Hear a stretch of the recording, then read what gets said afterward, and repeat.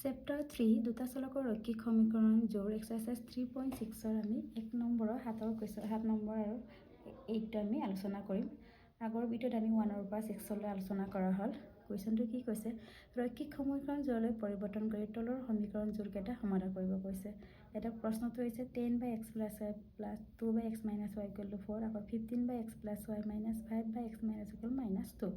এতিয়া আমাৰ এইখিনি প্ৰথমে একে হয়নে চাই ল'ব লাগে। আমাৰ একে হৈ আছে, তেনেহ'লে আমি 1/x + y টো a ধৰিছোঁ, আকৌ 1/x - y টো আমি b ধৰিছোঁ। এতিয়া আমি এইখিনিত বহাই দিম। কি হ'ব, 10 এইটো আমি a লৈছোঁ, এইটো আমি 2b লৈছোঁ = 4। এইটো আমি প্ৰতিস্থাপন পদ্ধতি কৰিম। এইটো আমি সৰু কৰি ল'ম প্ৰথমে নিজৰ সুবিধাতে। কি আছে, আমাৰ 2ৰে এইখিনি হৰণ যায়, তেনেহ'লে কি হ'ব, আমাৰ 2ৰে এইটো 10ক 5, 2ৰে 2ক 1 বাৰ গ'ল, আকৌ 2ৰে 4ক 2 বাৰ। ইয়াৰ পৰা আমি bৰ মান উলিয়াম 2, এই প্লাছটো এফালে গ'লে আমাৰ মাইনাছ।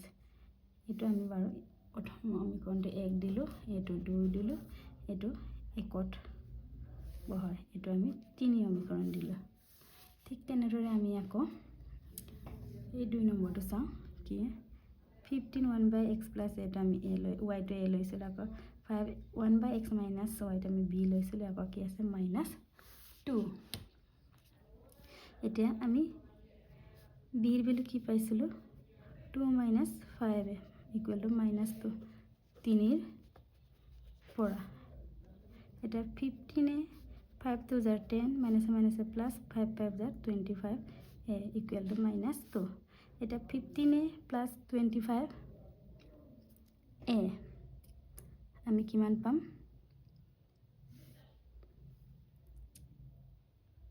40a হ'ল। আকৌ -2, আকৌ -3টো এফালে লৈ গ'লে আমাৰ প্লাছ, তেনেহ'লে a = আমাৰ -2 + 10 8 হ'ল, আকৌ বাই 40 = কি পালোঁ 8/40। 8/40 মানে 5, 1/5 হ'ল। আকৌ এৰ ভেলু পালে আমি bৰ মান পোৱা নাই, তেনেহ'লে আমি 3 নং সমীকৰণত a = 1/5 বহুৱাই পাওঁ। কি আছিলে আমাৰ b = 2 - 5 আছিলে 3 নম্বৰ সমীকৰণত, 2 - 5 ইনটু এৰ ভেলু কিমান, আমাৰ কি পালোঁ 1/5, 5 5 কেঞ্চেল, 2 - 1 আমাৰ কিমান পালোঁ 1। আমি a আৰু bৰ মান পালোঁ। আমাক কি উলিয়াব দিছিলে, আমাৰ a আৰু b টো আমাৰ ধৰি লৈছিলোঁ। কি বুলি ধৰি লৈছিলোঁ, আমাৰ 1/x + y = a, 1/x - y = b। আমাক লাগে x আৰু y। এতিয়া চোৱা, আমি আকৌ বহাম। এতিয়া কি কৰিম, 1/x + y a লৈছিলোঁ, 1/x + y এৰ ভেলু আমি কি 1/5। আমি ৰৈখিক সমীকৰণলৈ পৰিৱৰ্তন কৰিম, ওলোটা কৰি দিয়া x + y = 5, আকৌ x = আমি 5 প্লাছ এফালে দিলোঁ মাইনাছ, এইটো দিলোঁ আমি 3লৈকে দিয়া হৈছিলে 4, আকৌ 1/x - y টো আমি bৰ ভেলু আমি কিমান পাইছিলোঁ, আৰু 1 ওলোটা কৰি দিয়ে আমি 1। আমি ইয়াত আকৌ xৰ মান বহাই দিম। xৰ মান কি, দুটা আমি প্ৰতিস্থাপন পদ্ধতি কৰিব লগা হৈছে, আকৌ -y। ইয়াত আমি কিহত লিখিম, 4ৰ পৰা। তেতিয়া কি হ'ল, -y -2y, আকৌ 1 মাইনাছ এই প্লাছ 5টো এফালে নিলে -5 -2y, 1 - 5 -4 - কেঞ্চেল গ'ল, y = 4/2 মানে আমাৰ 2, y বোলে আমি 2 পালোঁ। আকৌ এনেই ক'ত বহাম, আমি 4 নং সমীকৰণত বহাই দিম।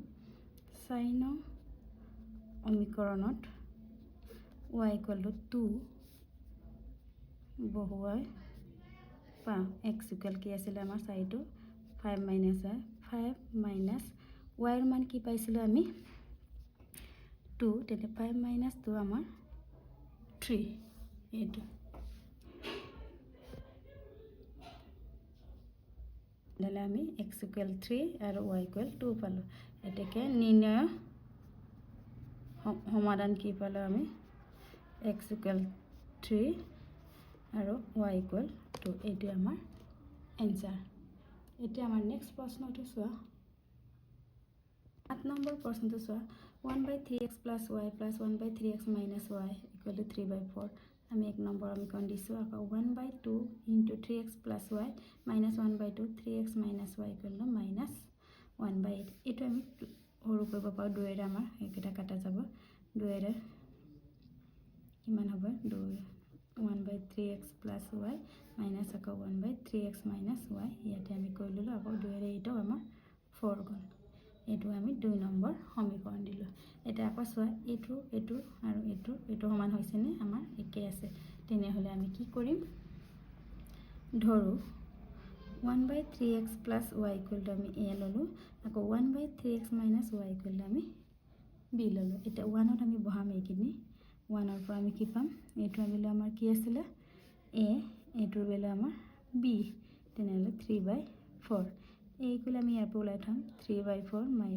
প্লাছ এফালে নিলে আমাৰ মাইনাছ আকৌ এলচিয়াম 4 ল'লে 3 - 4 × 1 4b এইটো আমি 3 নম্বৰ সমীকৰণ নাম দিছোঁ আকৌ 2ত কি আছে আমাৰ 2ত আকৌ 2ত বহাম 1 এইটো a লৈছিলোঁ এইটো আমি b লৈছিলোঁ আকৌ -1/4 আছে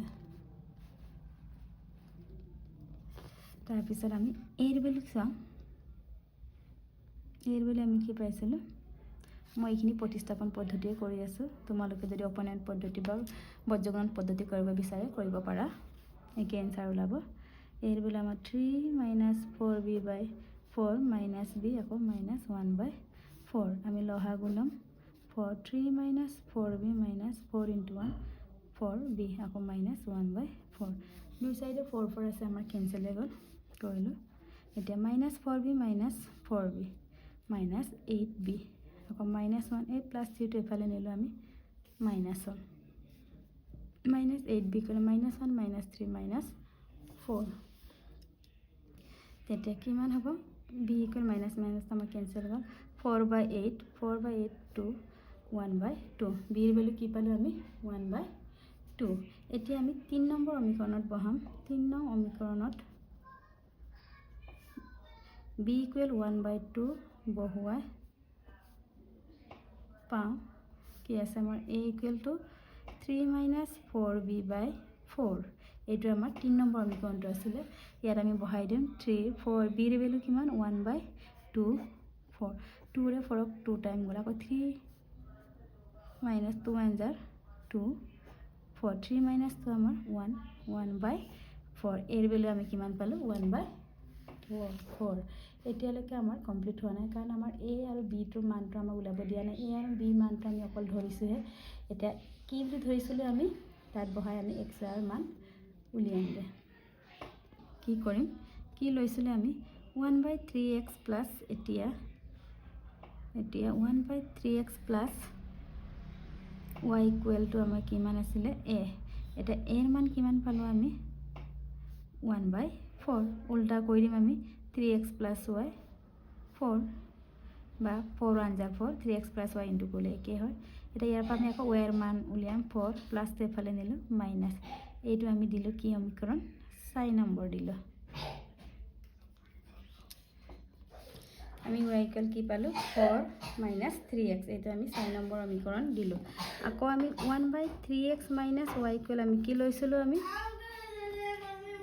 1/3x - y কি b লৈছিলোঁ আমি কি b কিমান পাইছিলোঁ আমি b 1/2 3x - y × 1 3x - y আকৌ 1 × 2 2 বা উল্টা কৰি দিলে আমাৰ হৈ যায় এতিয়া আমি y ৰ মান কিমান পাইছিলোঁ মাইনাছ থাকিলে ব্ৰেকেট দিবা -4 - 3x = 2 এটা 3x - 4 মাইনাছে ভিতৰলৈ ভৰাই দিলোঁ মাইনাছে মাইনাছে plus 3x = 2 3x + 3x 6x আকৌ 2 মাইনাছ এফালে নিলে প্লাছ হ'ল এটা 6x 2 + 4 6 হ'ল x = 6/6 কিমান হ'ল আমাৰ x = 1 কিমান পালোঁ আমি x = 1 পালোঁ এতিয়া নেক্সট আমি x ৰ মান 4 নম্বৰ সমীকৰণত বহালে আমি কাৰ মান পাম y ৰ মান পাম এতিয়া আমি ক'ত বহাম 4 নং সমীকৰণত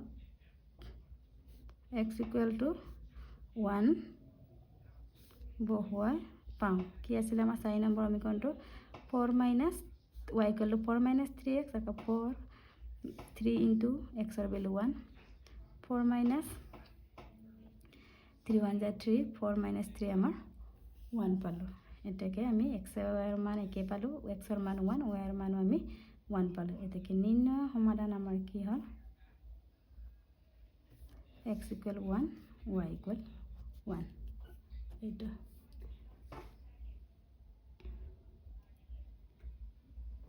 ইয়াৰ পিছৰখিনি মই নেক্সট ভিডিঅ'ত আলোচনা কৰিম।